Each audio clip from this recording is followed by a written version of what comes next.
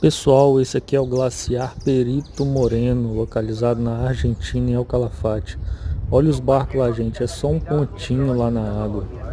Esse lugar aqui é incrível. Aqui você escuta cada estrondo, parece uns trovão, mas é a força do gelo que está empurrando tudo para frente. Aí de vez em quando caem umas placas daquelas gigantes lá, ó. Faz um barulhão na água.